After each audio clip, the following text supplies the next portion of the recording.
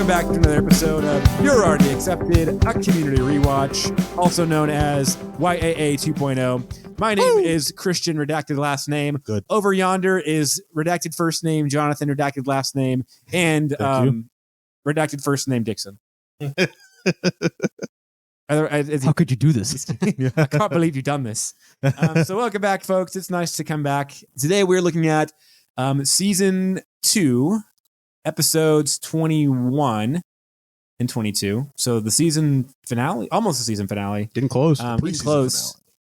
With paradigms of human memory and applied anthropology and the culinary arts. So starting off with paradigms of human memory, this episode is pretty reminiscent of the interdimensional cable or Morty's Mind Blowers of Rick and Morty, where it's really just a series of shorts that kind of come in the episode.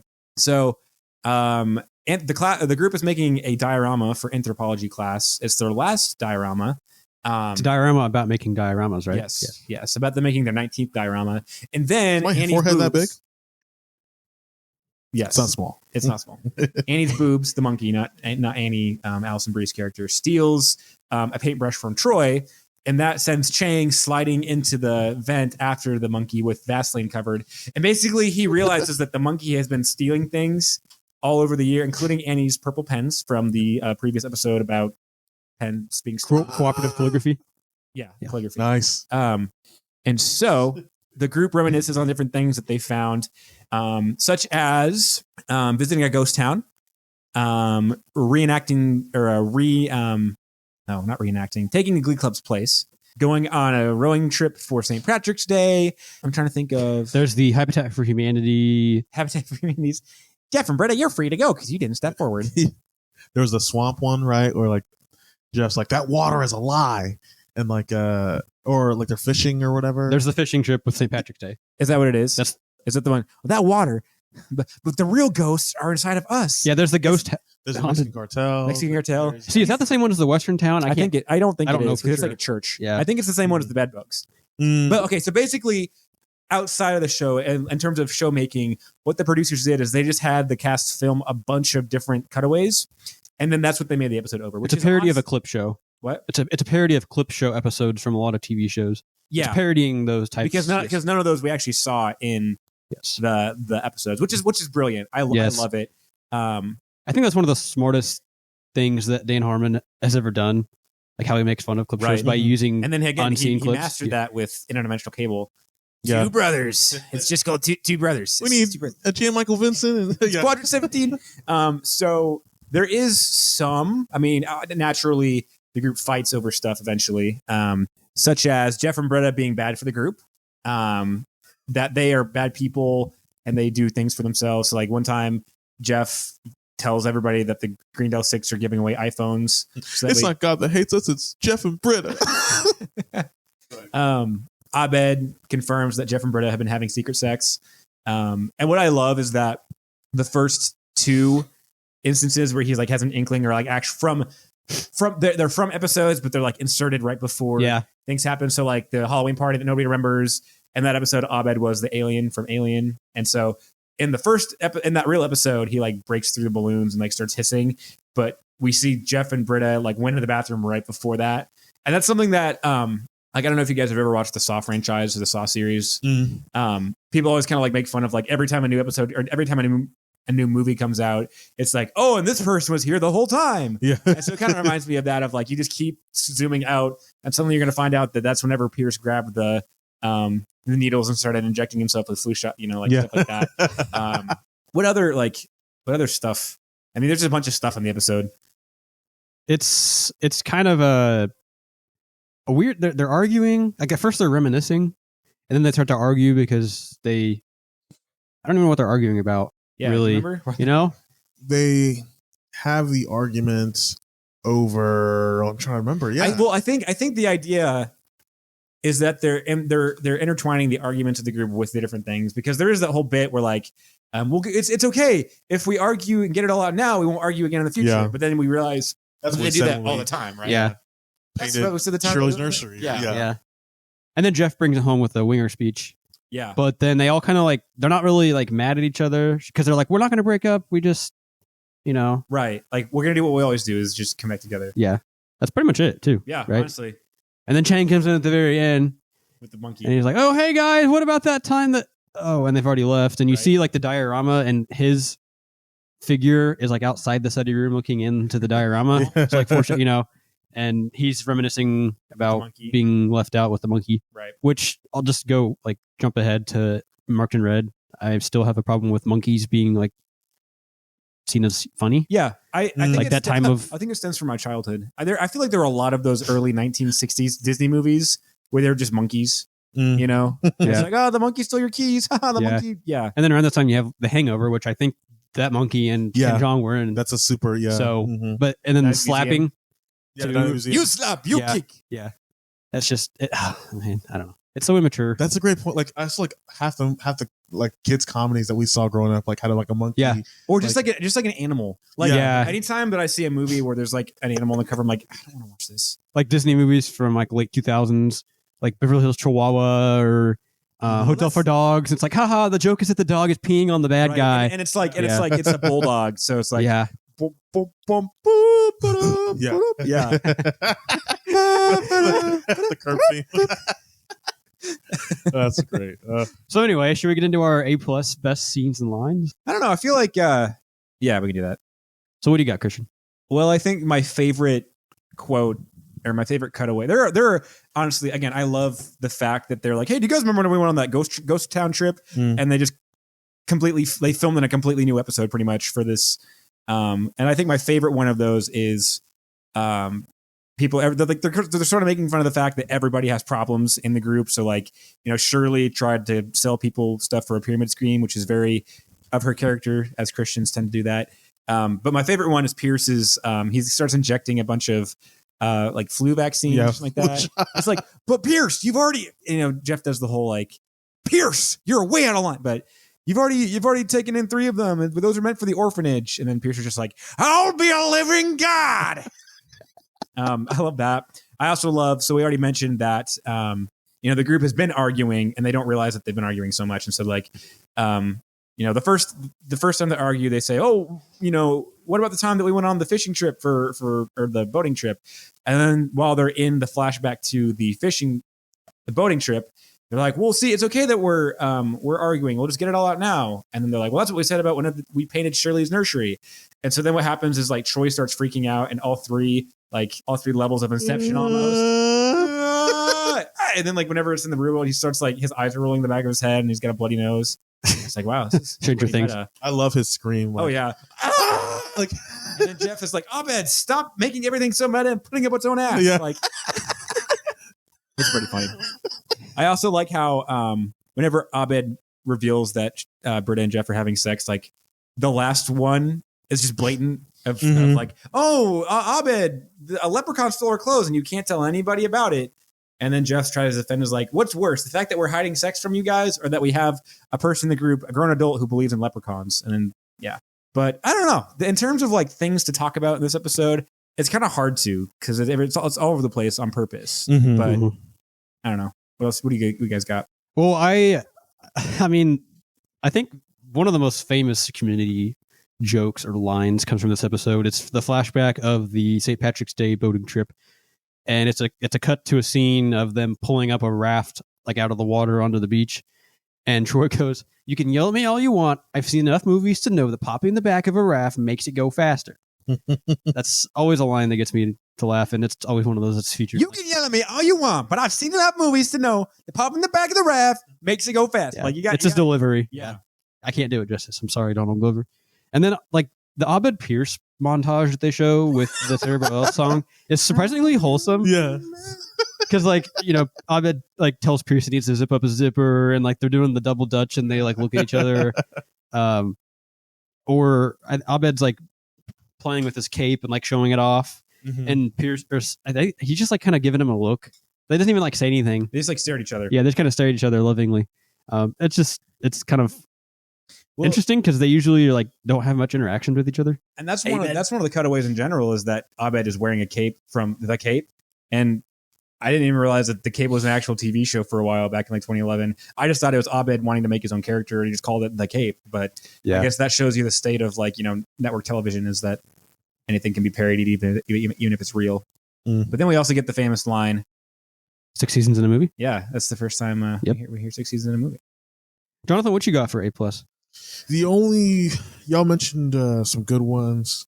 The only one I give this one credit, like because it gets like a physical reaction out of me. But the cutaway when Britta is borrowing Annie's chapstick, it is literally the most painful like thing to ever. Because she reaches across Annie to her purse, yeah, and then like uses it and then just throws it back in her purse, like awkwardly, and like tries to throw it back in the purse and misses, and it just lands on the floor. Yeah, She doesn't do. And it's like, oh, like gosh, and so yeah, I give it A+ because it is like it elicited a response from me like physically. So, but a disgusted response. Absolutely, yeah, but disgusted response. The opposite of love is not indifference. Or wait, no, the opposite of love is not hate; it's indifference. So, if you were indifferent to it, then that means it was bad.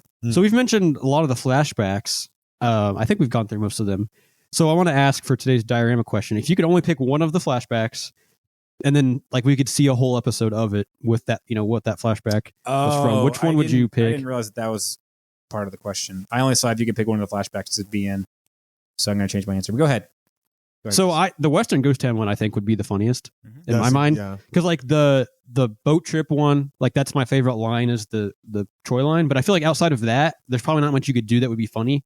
Of them like, okay, he popped a boat to make it go faster, then like that's it. But I think the Western Ghost Town one would be pretty funny because you see a lot of like, there's the racist guy with the shotgun wearing red pajamas with long red underwear and a cowboy and he's hat. very racist, and we learn new ways to hate ourselves. And I feel like that one would have the most potential, so that's what I went with. I liked that one. The Mexican cartel one, I almost picked that one. I was like thinking though, if they made an episode about that, I feel like we know how it would go. Like they'd be canceled. Well, the rest of the group would like be fine, but then Pierce would say something either dumb, like try to like, right. I'm gonna pursue. And then Ethan would have said, like, "Oh man, this episode blows," and he would have given it a 6 out of 10. And said that. I don't know who the lead in the class is, but Pierce is definitely not. Yeah, right. Pierce is the worst. Yeah, exactly. Let's see. So the one I picked was the Glee Club one, just because I feel like, well, I guess I'm going off the show Glee, but like they always play a lot of sing, yeah. sing, ding which dong. Alison Brie did a good job in that, like kind of hearing like like, also I didn't know Duncan could play the piano. Oh, I don't think he's not. Yeah, probably not. Yeah, he's not. But they did. That's probably the one montage that they do the least with. Yeah, which I mean, it's kind of dark because they mentioned, they explain that. Okay, it's kind of funny. So the episode where Britta is the Christmas tree because they're doing the Christmas pageant. I didn't realize, like, whenever that episode played the first time I saw it, they made a reference to like the fact that the choir teacher or the Glee teacher was the one who actually cut the brakes. And I just thought that was sort of like a meta joke of like, oh, it's just sort of like common knowledge in Greendale that this happened. I didn't even realize that came from this episode of like, right. Yeah. And so I was kind of nice seeing this little clip. I was like, oh, so there's precedent for them being in Glee Club and like the Glee Club. Yeah, I never put that together. Yeah. But we actually met the Glee Club in season 1 for paintball. So like, write some original songs. Yeah. Right. It's even worse if you think about it because hit me with your best shot. Yeah. Yep. So did you have an answer? Yeah, I was thinking that. So I couldn't tell whenever they're in the haunted house, is that part of the ghost town? Because it seems like it's a different setting. It looks like a different. So I would have said that one, the Haunted Mansion, because there's like a Confederate ghost that looks like Pierce. Yeah, Confederate Pierce. I feel like you could definitely, use that. You could be like, oh, my father built Hawthorne wipes off of, the backs of. You think these guys immigrant labor, right? Right. What'd you say? Like of immigrant labor, right? So 1820, those slaves, yeah. Right? I feel like you could actually make a realistic song about that, and it'd be kind of fun too. Like, think about how in Parks and Rec, Andy went to England for a couple of, like a half a season. Like you could actually have like, Abed and Pierce are gone from the rest of the group. So all of their episodes or all those episodes are about them. And then the punctuation to that is that the group comes and visits them. And it's like, oh, hey, we're going to try to discover the secret of Hawthorne wipes in this old abandoned mansion, which I guess they do kind of do later on whenever you meet Gilbert. Yeah. The video game. Well, no, not that one. There's the one Oh, the one where they're in Pierce's house. Yeah, yeah, they're in yeah. Pierce's house. But A fun fact about that stretch of Parks and Rec episodes when Andy went to that's England. whenever he's filming Guardians of the Galaxy, wasn't it? Oh, I'm sorry. No, it's all right. I'm I was sorry. gonna be like, he was actually in Xandar when he Right. And if you just stop drinking beer, you will look like Chris Pratt. So basically that is. get off the Michelob Ultras, right? Or what is He just says like I He's stop pushing- drinking beer. Oh, that's Yeah, like pretty much. But I don't think we even talked about part of the episode 2 is the dean walks in and is asked in like a Mardi Gras outfit because it's the end of the year, and Jeff is kind of frazzled and is like, "How many times?" Yeah, we were just having a discussion about.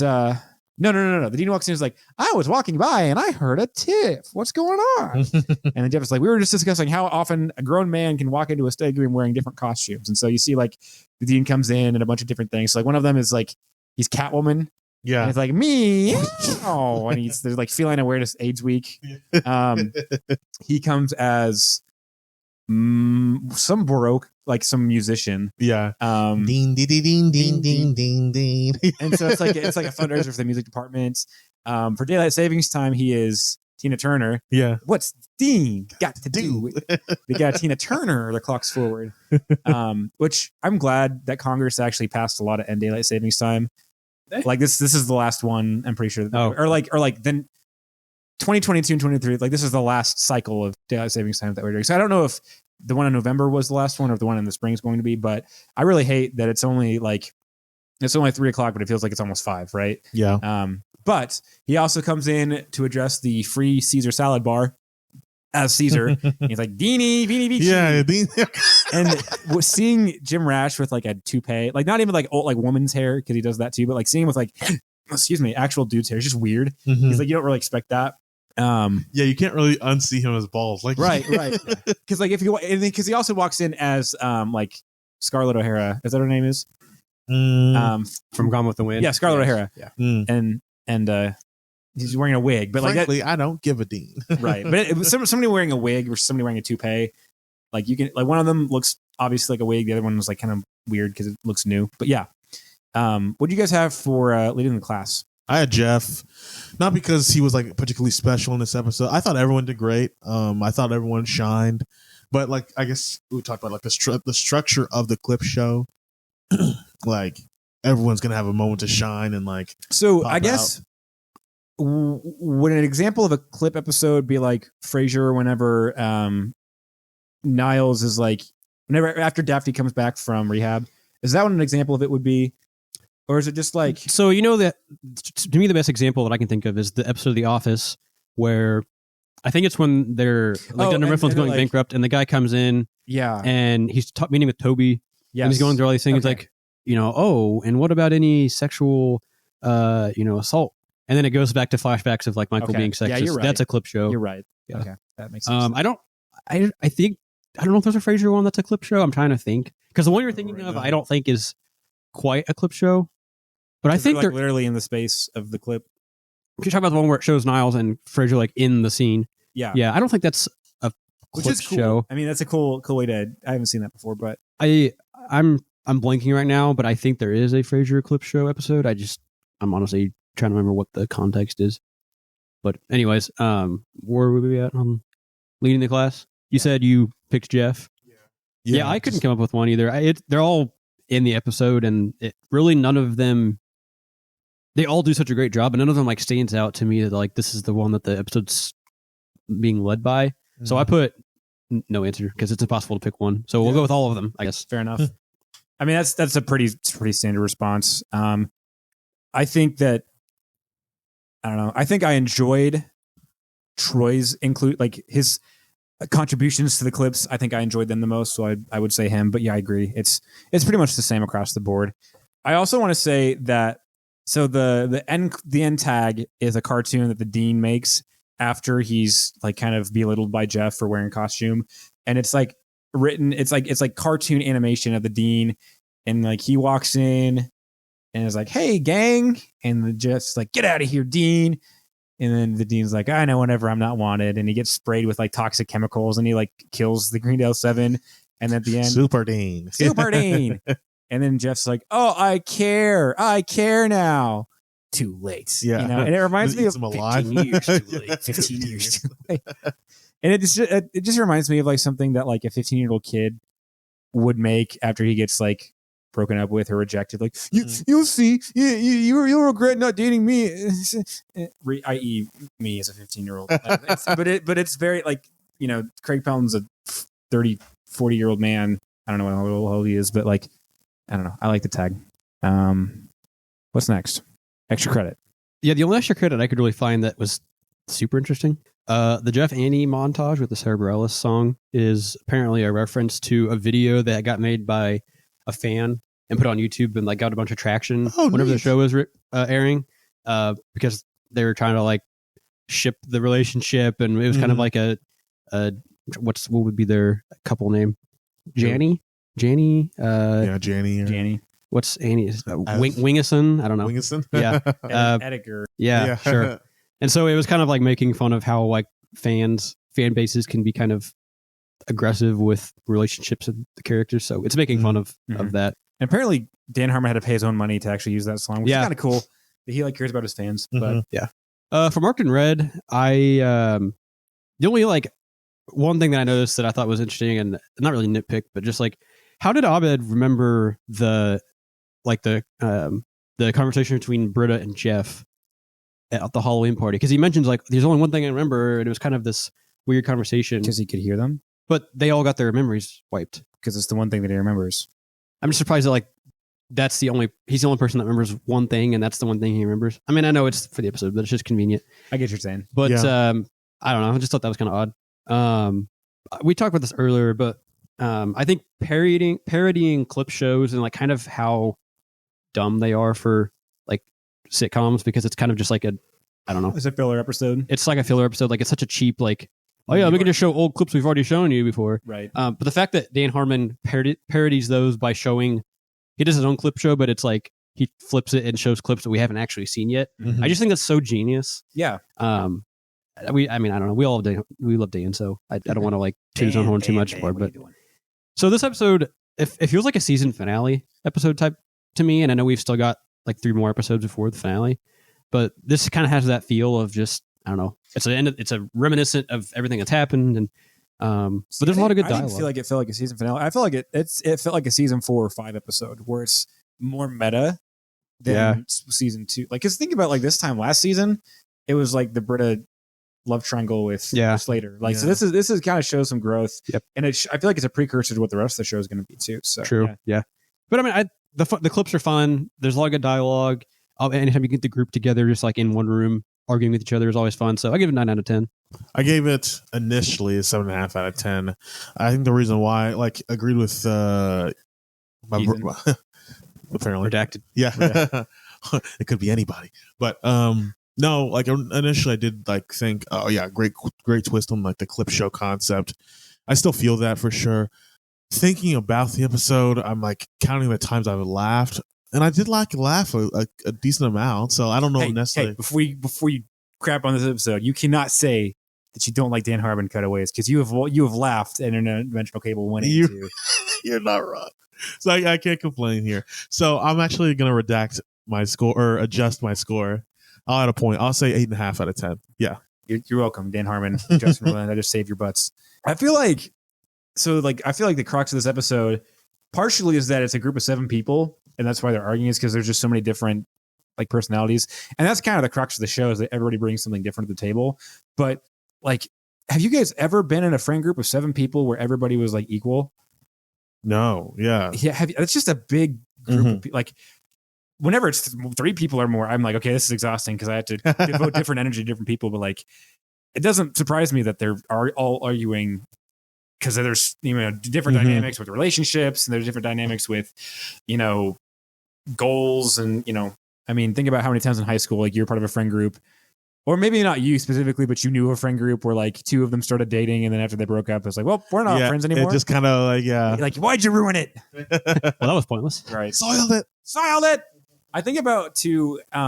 Did you ever hear about like high school families? It's like, we're the 2 moms and these are our kids. I was an uncle, like in the band and stuff like that. Right. Yeah. And it was almost always like 2 senior girls and then like a couple of like freshman boys. I'm like, hey, I hate to break it to you, but they don't want to be your sons. They want to be your lovers, right? They want to be your daddies. Your mother's lover. I don't know why that reminded me. I mean, that's nothing to do with the episode, obviously. I don't know. I really like the episode. I could have seen this being an episode where you guys were like, "Oh, this blows." There's nothing doesn't add anything to it. So I was kind of scared that you guys weren't going to like it. I just the flash comedy is something that I really enjoy. Like, see, these drug cartels aren't going to execute Pierce because he's racist. Yeah, it's a train that runs on us. Yeah, and that water. The only thing to be scared of is that water, and the only bed bugs are the ones inside. Like, I don't know. Harrison Ford is raiding our testicles with microwave transmissions. Yes. So I really like it. And again, I'm not a Dan Harmon stan where like I'll defend anything he's ever done because he's done some bad stuff and he's owned up to it. Season 4. No, I just mean like actually in real life. But, oh yes, yeah, and that's why he wasn't in season 4. Yeah, but yeah, exactly. But it's a fun episode, right? Like I'd hate to be somebody watching Community for the first time whenever this episode, but I don't think it's for the first timers who watch it. I think it's for like people who love the show. They're like, oh, that's funny because they act like there's this St. Patrick's Day boating trip that we never got to see, and I just think that's genius. So, I'm going to give this a Frasier Out of the Cape. I think it's a pretty good episode. I've never seen the Cape, so I can't really say if it's good or not. I'm going to probably rate that for the episode. But so for applied anthropology and the culinary arts, I think this is in contention for a bottle episode because it all takes place in the same scene and in the same room. So it's the anthropology final. And, it's just a pretty laid back episode. The group's having a drink, which is kind of sad because Duncan fell off the wagon. Yeah. But and then the dean comes in with a journalist who's going to feature him in Dean magazine, which is kind of cool for the dean. But that means that the group can't screw around. So this is the whole class, not just the Greendale 7. It means that, they actually have They're taking their final, right? Yeah. Final team. Question 2. How much do you all love anthropology as a blow-off class? But basically, Duncan is like, oh, yeah, I'm just going to go to my office and get the test and just leaves. And we don't see him again for the rest of the episode. We actually don't see him again until season 5. Really? Yeah. I found that on trivia. I thought that was interesting. I guess Duncan, it's like my dad went to go get the milk, but he didn't come back. Like, Duncan goes to get the alcohol. See, I thought we at least saw him in season 3. No, I thought that too, but because Jeff, whenever he comes back, Jeff is like, hey, buddy, where have you been? I haven't seen you for a while. Yeah, I must have been visiting my grandmom in England or like something like that. Yeah, I guess I didn't realize he was gone for that long, but according to IMDb, he doesn't come back till season 5. But that was also whenever he started doing the Last Week Tonight. Right. I mean, it makes sense. It lines up with when he was kind of getting to do his own stuff, but it's just odd that he didn't ever like show up in an episode. Yeah. So that's when things started going downhill because Shirley's having some stomach pains. She's not feeling great. She had some bad lettuce or something like that. But we've realized she's actually having contractions. So that's basically the episode, is giving birth to Shirley's baby. But there are some side plots going on. Jeff and Britta are, butting heads as they do because Britta thinks that she's like a naturalist. She's a crunchy mom without being a mom. And Jeff is like, yeah, you're just being fake. Annie doesn't really have a plot line. She's just sort of there as a helper. And then Troy and Abed's handshake gets defiled by Pierce and his money. Indecent Proposal, which I've never seen. I'm assuming it's a movie. With I think they say it's got like George Clooney. Hold on. Or it might be Michael Douglas. Is it Michael Douglas? Yeah, Robert Redford, Billy Billy Bob Thornton, Demi Moore, Woody Harrelson. But basically, Pierce wants to buy the handshake from Troy and Abed, but they're like, oh no, that ruins the sanctity of it. But all is well at the end because, the magic of friendship and all that. But also Chang is excited because, Shirley's early with the baby, and he's like, "Oh, well, all Chang babies are early." Yeah. And he just keeps going, and he just keeps going. He just keeps going. He's over the top. He's annoying in this episode, right? What else about Chang babies? They're all born with a tail. Yeah. So that's how we know that it's not his baby. They love the sauce. What? They love the sauce. He said something like, yeah. What did they say? He's somewhere. Chang babies love the sauce. Yeah. Both duck and alcohol or something like that. Yeah. Yeah. And see, I always think, okay, you remember a couple episodes ago, Yeah, the line of like, I can almost hear the sound of little Chinese feet on the pitter patter on the treetops. I thought that was in this episode. I don't know why, but and then the one thing I will say is it is kind of a heart, like an awe moment whenever Andre comes in to be with Shirley. Yeah. And then like you see Chang kind of like slump a little bit. You're Yeah, like, yeah. It's like you don't deserve my pity, but like in that one shot, I feel bad for you. You know. So I guess that also kind of brings in. So the dean goes to get his car, which is a Prius. He thinks it's cool. He's buying a Prius. And his whole shtick in the episode is he's trying to impress the Dean magazine guy who's writing for the whole thing that's going on. So off screen, what we haven't seen so far is that the dean. You haven't seen how mean this dean can be. Wait, did you just say bean? But he started like a food truck exposing a World Foods Festival, something like what that. It's called. Yeah. So like 13 different ethnicities. No, they're not different. They're equal. Actually, no, they're better than white. They're better than white. And that actually is a bad thing because it's some ethnicities that don't get along. Some nationalities don't get along. Like, I didn't even realize there was a difference between North and South Korean barbecue. I just wanted something for local foodies. And so that's why they can't go to the hospital. That's why they have to have because there's a race kerfuffle. Not a war. Not a riot. Would you say a riot? Kerfuffle, Jeff. We don't have to write that down. You just stop writing. Yeah. Stop writing. I think the dean is very good. His voice. I did it. I'm a good dean. I know. I'm a good dean. When he was like, everyone calm down. Actually, don't calm down. Actually, I need your attention. Yeah. Actually, no. There's a student giving birth right here. What am I talking about? Yeah. You've already all seen it. I'm trying to think of what other. So that's pretty much it. It's pretty much it. Oh, and then Neil and Vicky kind of have a little bit of a spark. Yeah, Neil and Vicky are falling. Are you guys falling in love? Yeah. Don't. I feel like for my A+ scenes, I think that the fact that this is a bottle episode, I'm going to call it that because it's all in one area. I think that means that the writing and the jokes have to be better. And I love how after Shirley starts giving birth, Vicky and Neil are like, man, I wish we could just have one episode or one class, but it's not about them. And then Starburns comes over and he's like, you guys remember they went on that boating trip? Yeah. And that was such a great week. I don't remember that line. Yeah. Like I didn't remember it, but that's pretty I don't good. really either, but it's like kind of a callback to the fact that they remember it and it gives credibility to the fact that it actually happened, in the world. I also like there's that little joke where Shirley's like, I don't want the first thing my child see to be Starburns. Sorry, Starburns. And he does that little thing where he's like, oh, wait, he does that a lot when he looks around. I also like whenever, so Duncan is like doing cheers, toasting anthropology class. And then the dean walks in and everybody's like kind of like swallowing or spitting out their drinks because, it's illegal to drink on a college campus. And then Duncan like throws his glass down. He's like, and that's what Jews do at weddings. Yeah. And it's like, I don't know. That's a very John Oliver thing to kind of do. I also like, so Britta, again, is taking on the role of the crunchy mom. And so she tells Shirley to chew on a eucalyptus root and pig saliva. Because it's honestly the same thing as what they put in Pepto-Bismol, just without the label. Who's paying your doctor to tell you that stuff? Big antacid, let me tell you.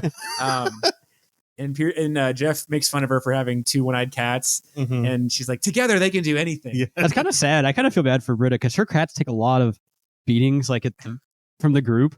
And I don't know. I'm a cat person, so maybe it's right. I'm a cat person too, but I also am not a fan of crunchy moms. True. But the way she says that, but together they can do anything. Like not even that, but just the whole I know what you're going through as a woman. No, I know. Britta is, yeah. But when she talks about her cats, you kind of feel bad. And women have a connectedness to their body that you just won't understand. You forfeited whenever you have a booger. I love that. I love that now that Jeff and Britta are past the having sex. Yeah. They can just banter and just dig at each other. Right. It's fun. So that kind of sparks where Britta is like, oh, I have to be the one to deliver Shirley's baby. And so I'm trying to think, does this happen before or after Shirley says that Abed can't deliver the baby? So it's okay. So backing up. So Abed makes a reference to the fact that in one of his episodes, he was in the background delivering a baby, which is kind of fun. And so he knows a lot about it, but Shirley's like, no, you're not a doctor and you're a guy, so I don't want you doing it. So Britta and Annie are the ones who kind of do it. But there's one shot where Britta puts her head underneath Shirley's skirt, and it's like a close up of Jillian Jacobs' face, and it's like a light. And there's kind of music. It's like this. Yeah. And then she throws it back up, and she starts throwing up in the trash can. I don't know. It doesn't really fit the theme of Community, I don't think, in terms of that joke. Yeah, child joke, no. but it's funny. I like it.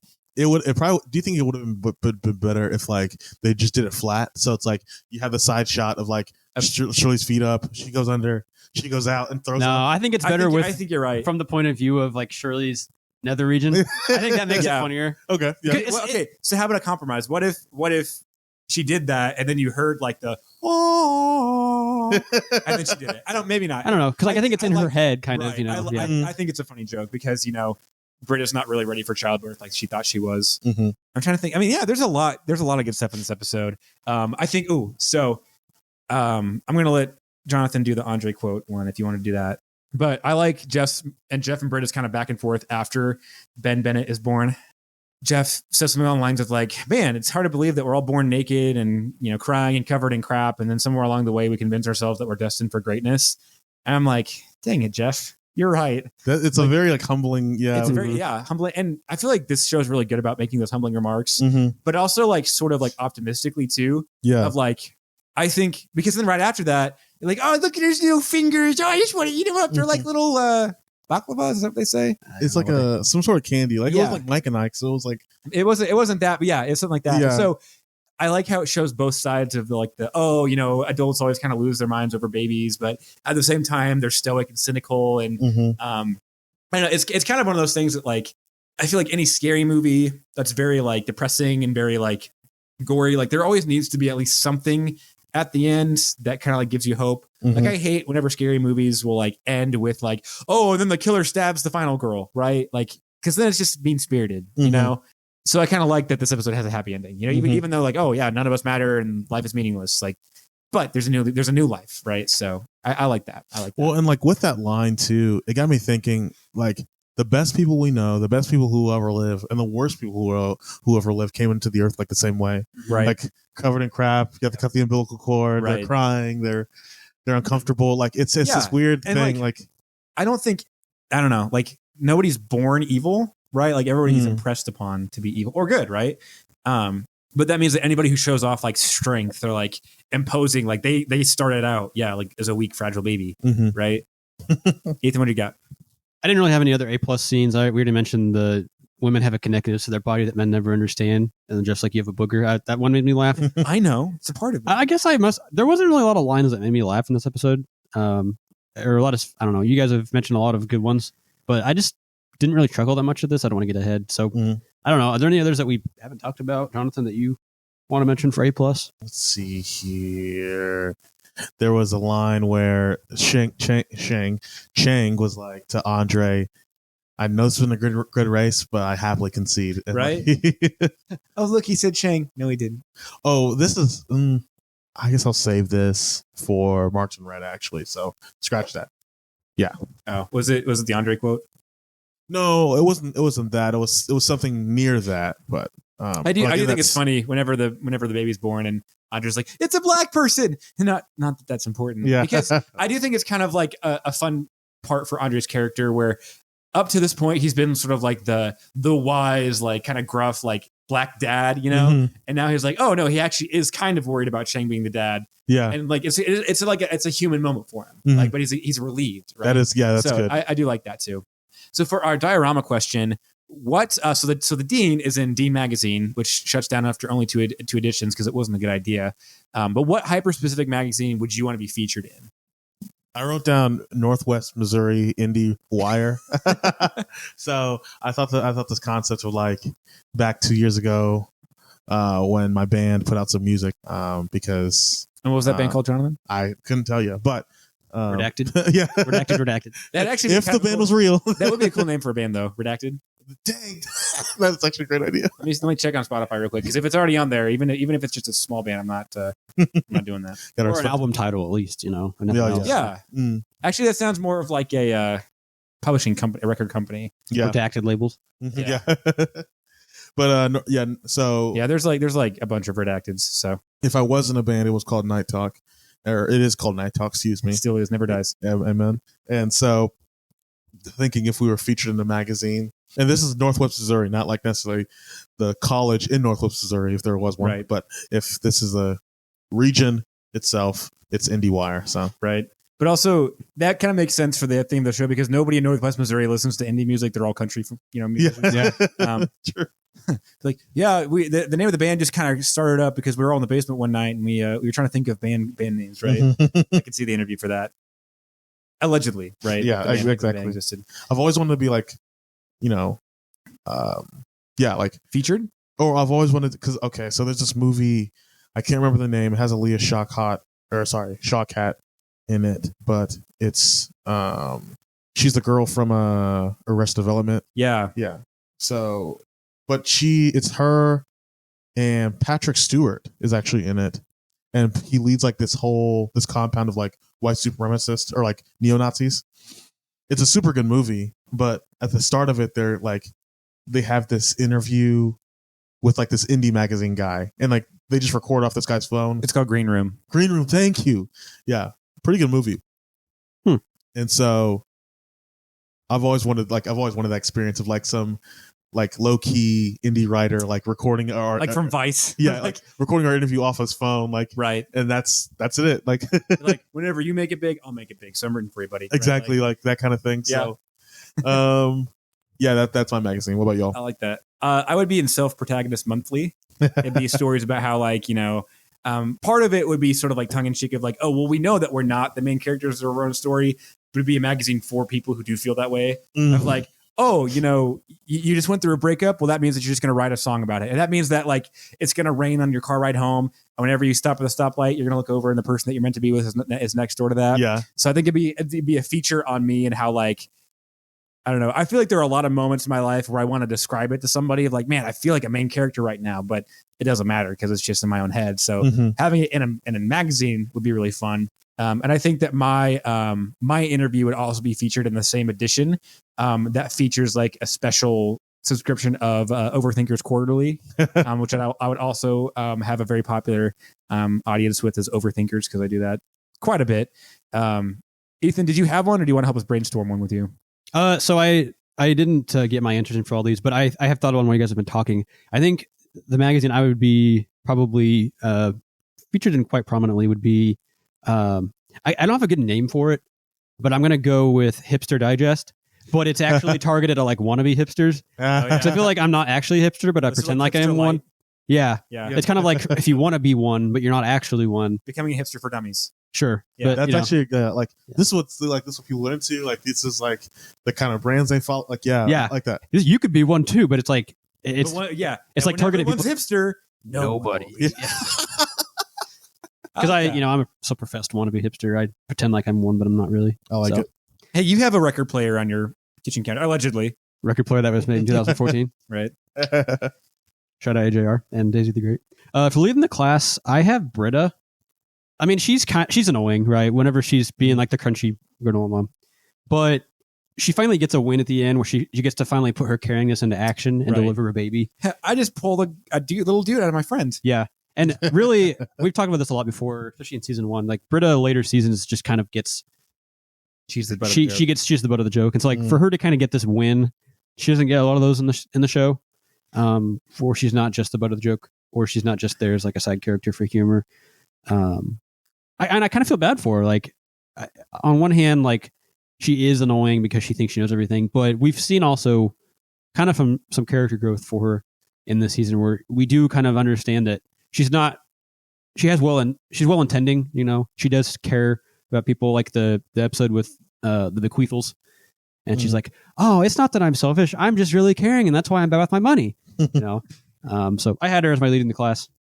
You're willing to what did Jeff say? You're willing to puke just to help your friend, or you're willing to help your friend to the point where you're make yourself puke. Yeah, make yourself puke. Yeah, I didn't think about that. That's kind of a fun little. I had Abed, not because anybody really like shined or whatever, or Abed really like nailed it, but I mean Abed did kind of save the day there, like coaching Britta. Yeah, and like it was kind of hilarious, that line where he was like, Don't tell any doctors I said this, but at this point the bus kind of drives itself. Who's the bus in this situation? That's a very Ron Swanson and Rick Sanchez line together.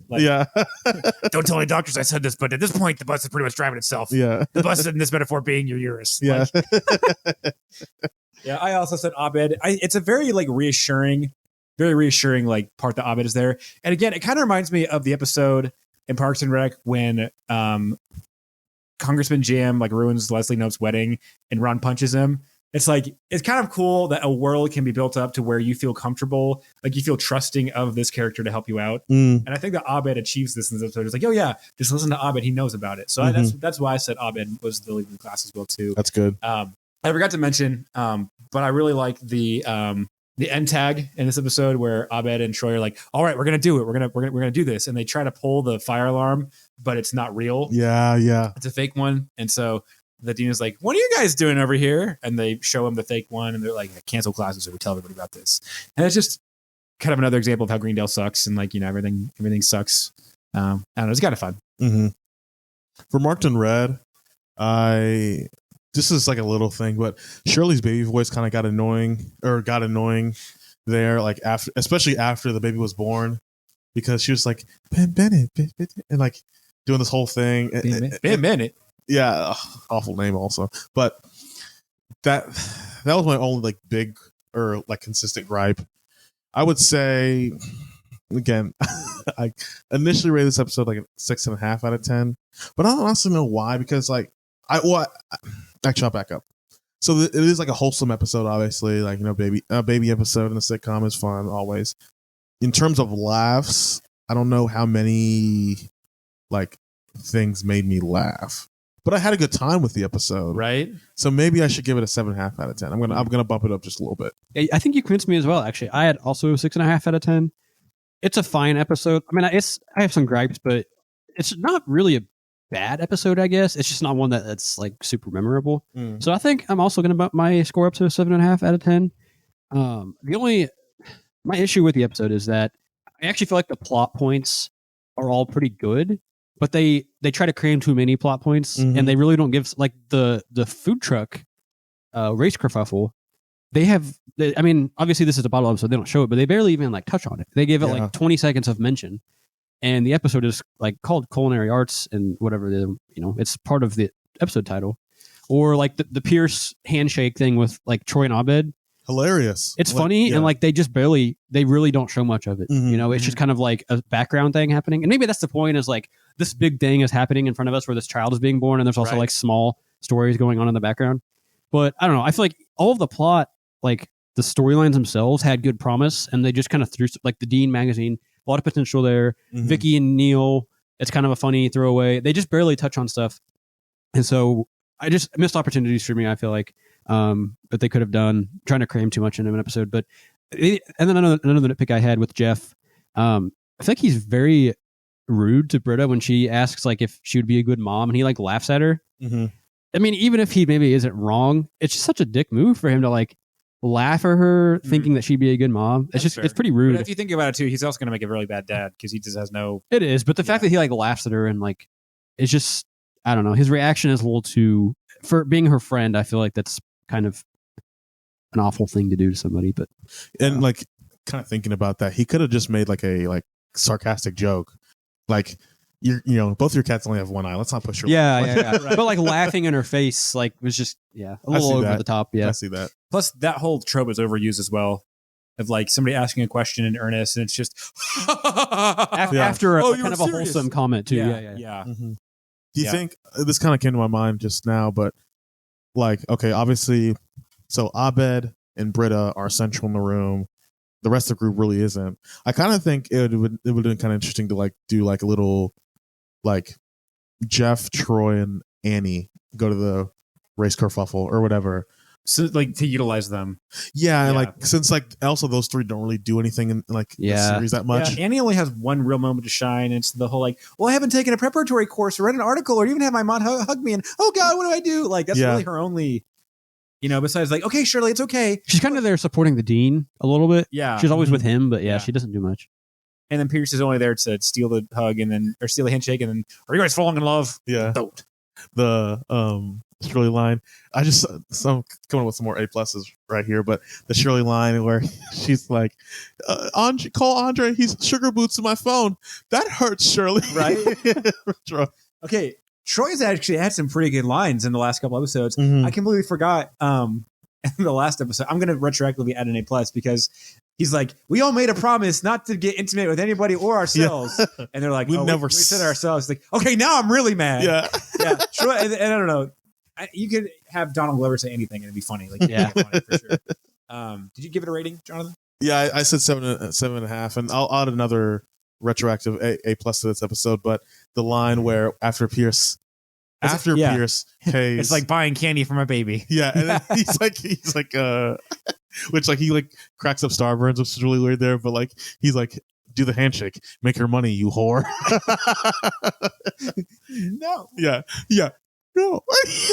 And he like kind of like covers himself up with his jacket after this, which like it's sad, but it's funny as well. Mhm. It's all good. Yeah, I do like the whole like it's like buying candy from a baby. Like, Yeah. did you have a point? You're raising your finger. Oh no, I'm just. He's like, I'm, everybody here from the 313, Yeah. put your hands up and follow me. only stands tough. No. I'm gonna give this a C-section out of childbirth because I liked it. That's how I was born. All of my siblings were born with a C-section. Wow. Okay. Fun little trivia bit. How many people can say that? My alleged siblings. Yeah. My alleged siblings who don't exist. Mr. Redacted over there is not my brother. So it's it's still uncomfortable. It's not a great experience, but it's still good. Mhm. I feel like childbirth is historically not pleasant. Some I've heard sources tell me that some women can even achieve. Adam Schefter said. Brady's watched, but yeah, it's a pretty good one. So any final thoughts, lads, on this episode, these series of episodes? Trying to think.